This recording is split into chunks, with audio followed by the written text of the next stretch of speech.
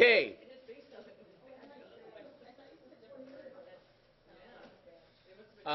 We know that the volatile acids, such as carbonic acid, are removed via the lungs, which is related to alveolar minute ventilation. Increased alveolar minute ventilation, decreased PaCO2. And the amount of alveolar ventilation is determined by the control and regulation of ventilation through the medulla oblongata and the respiratory centers. Oh, look what they come up next. Those inspiratory and expiratory centers within the medulla oblongata are where they have stimulation to begin contraction of the diaphragm and stop contractions going there. And we know that they're regulated, those inspiratory and expiratory centers are regulated by the apneustic and pneumotaxic center located within the pons. And there's always that situation like the little boy we just saw who's going to hold his breath because he's not getting the candies. But unfortunately, the brain is smarter than that, says no. But we can increase minute ventilation voluntarily if need be. And we know that the amount of ventilation is regulated through those chemoreceptors centrally and peripherally. The peripheral chemoreceptors are located where? Aortic and carotid bodies. And then we have 10 and we have 9. And there's also central chemoreceptors. Where are they? The brain, specifically the ventricles. Hydrogen ions are allowed to float across. I'm sorry, I said that wrong. PaCO2, it's impermeable to ions, but it is permeable to gas. Joins with water. The bottom line is you have a hydrogen ion being created. Some other reflex mechanisms. Herring-Brewer does what? Breathing. Cough. No. It's one that's a stretch receptor. J receptors. What does the J stand for?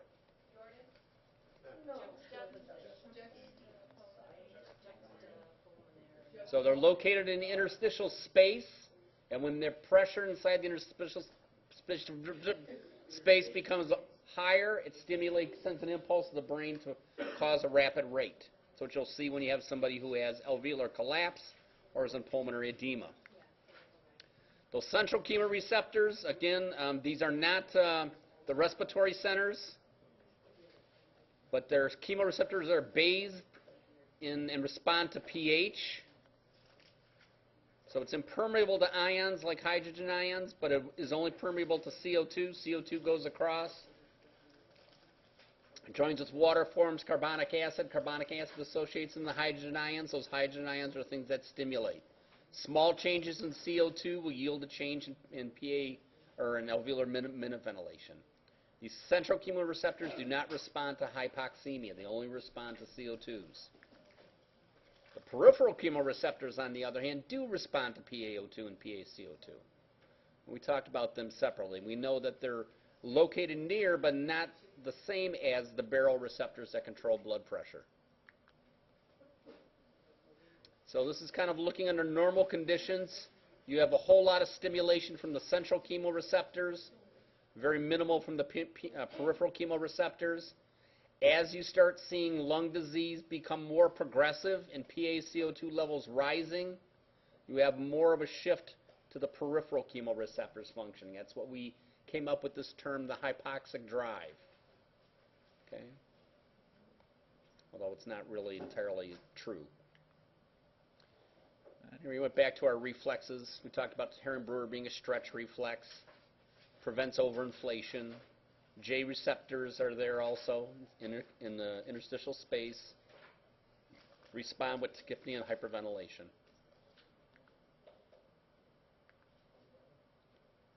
Okay, which one of these are true?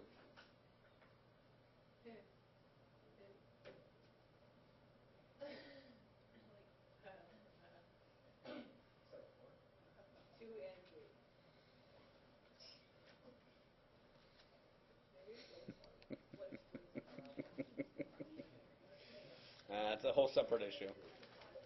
That's TMI, right? That's TMI. Okay, 3 primary functions of the renal system. First of all, it's there to get rid of non-volatile acids, specifically waste products of metabolism. One big one that it's going to get rid of is something called urea and creatinine. Creatinine, I think I spelled that right.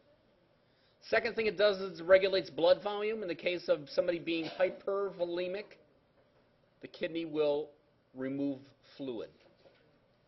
Okay, so it's regulating fluid through urine. And third thing it does is it regulates electrolytes and blood constituents, things like all of your electrolytes involved. If there's an electrolyte imbalance, the kidney is the way that's going to be controlled, brought back into normal. We'll spend a little bit of time talking about electrolytes. An example of somebody who's in diabetic crisis, glucose is spilled in the urine, so it removes excess amount of glucose in the bloodstream by dumping it into the urine. Okay, so 3 primary functions: waste products, regulation of fluid balance, regulation of electrolyte balance. We know that the kidney is a retroperitoneal organ. Ooh, I like that word. I'm not sure what it means, but it's around the peritoneum someplace. It has an outer cortex and an inner medulla. So the medullary portions are the part on the inside, outer portions are the cortex. And then the ureters are those structures that transport the urine from the kidney down to the bladder. Functional portion of the kidney, remember back, is the nephron. And there's some little bit over 1 million nephrons per kidney.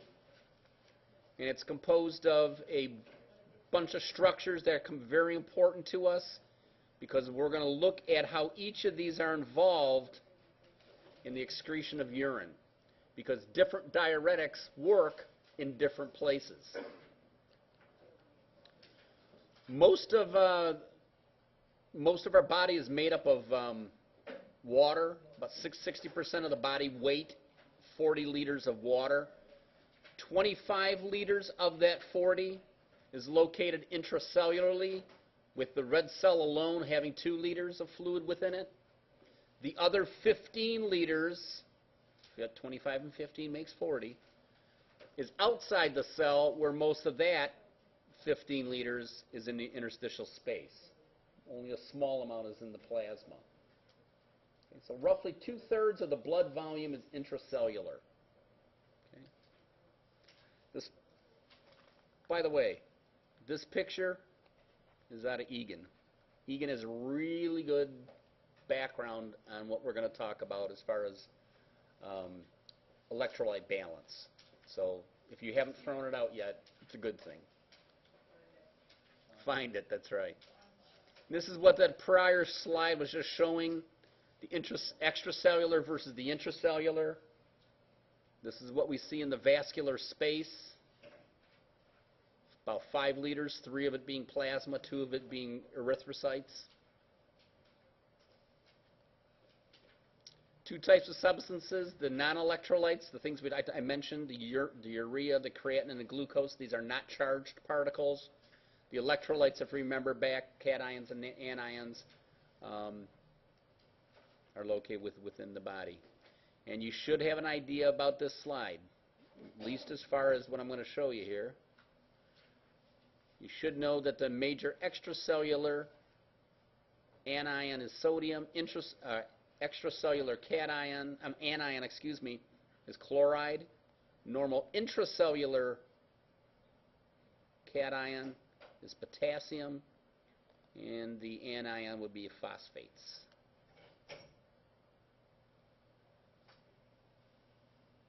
So these are cats, these are ans.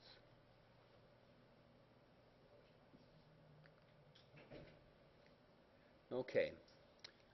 This goes back to this concept of, we know that as blood flows through the capillaries at the cellular level, various substances, gases, ions, electrolytes, all kind of stuff, move in and out through a passive diffusion. When we talk about the movement of water, we're using the term osmosis. So when you put Egan under your pillow before an exam, or Pilbeam under a pillow before an exam, it's not osmosis that's moving that knowledge across. That would mean you'd be wetting the bed. It's diffusion.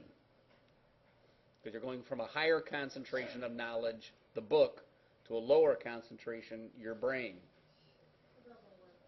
Yeah, it probably doesn't. Capillaries have varying permeability, meaning they allow certain particles to move where other places it wouldn't. So the lung, the kidney, the intestine all have differences in how they allow particles to move. Some substances under normal condition never leave the vascular space. It's an important thing we're going to come back and touch on in a second. If you think of the capillary as a leaky hose, we use a systemic capillary here. This is the venous side. This is the arterial side. There's fluid that exits the vascular space into the interstitial space, and eventually it is all reabsorbed by the time it gets done, except for a very small amount that remains in there that's picked up by the lymph system. It says lymph. There are 5 factors which affect fluid movement through the capillary: 2 hydrostatic pressures, 2 osmotic or oncotic pressures. Technically, those terms do mean different things, but I kind of use them interchangeably for our purposes. And then the permeability of the capillary wall itself. Hydrostatics push out.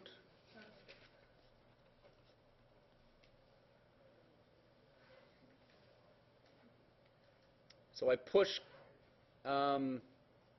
fluid out of the capillary system, and I reabsorb it. Well, I mean,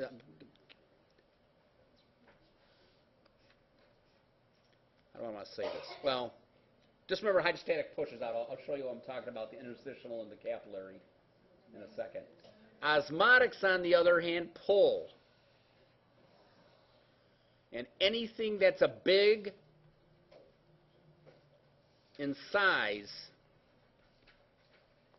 is going to pull that fluid with it.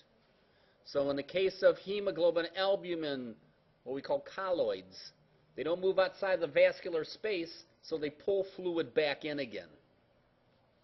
And there actually is a capillary oncotic pressure, osmotic pressure, and an interstitial one also. And that 5th factor is that permeability of the capillary wall itself. This is the phenomenon known as Starling's law.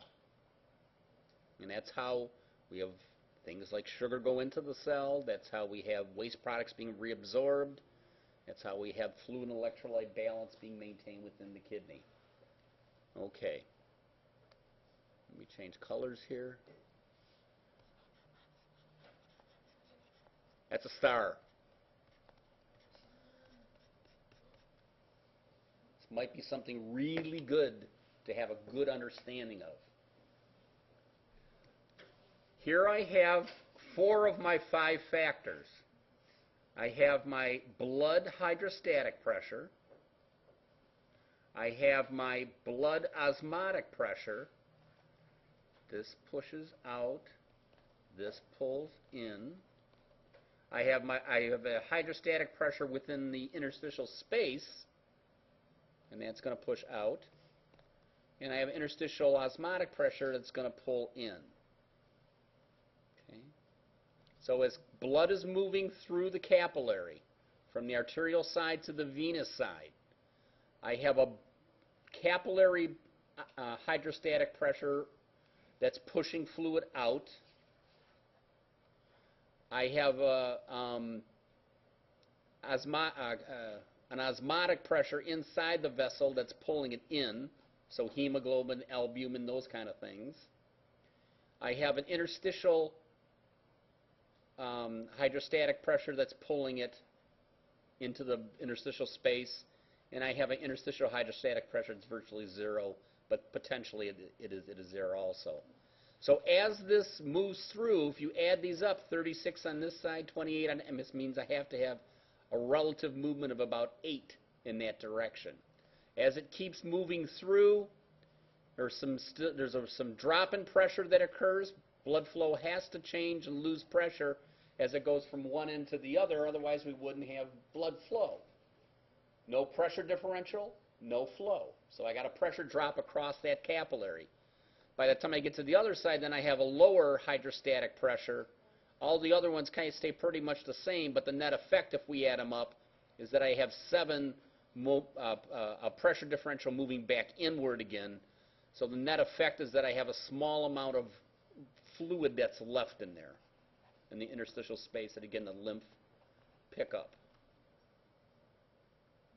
Okay? I'm recording all this.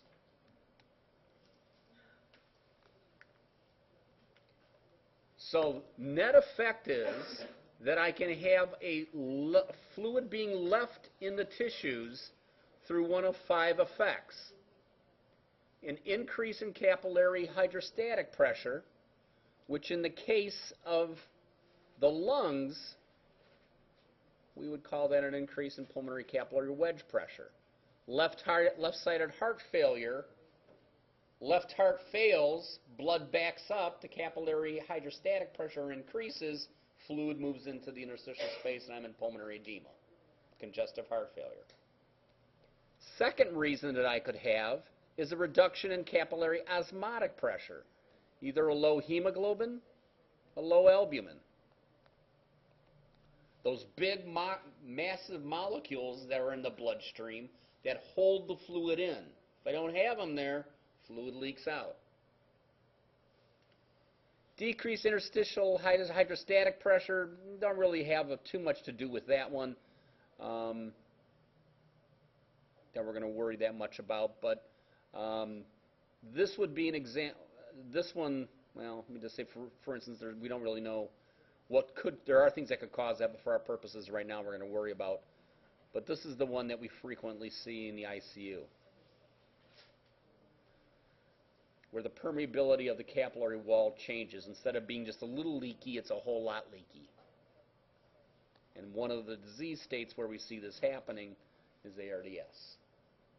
That's the cause of the alveolar flooding. The flooding of the alveolus loses surfactant. Surfactant loss means I have massive atelectasis, refractory hypoxemia. How much of that was a review? Kind of goes back into the A&P for a while.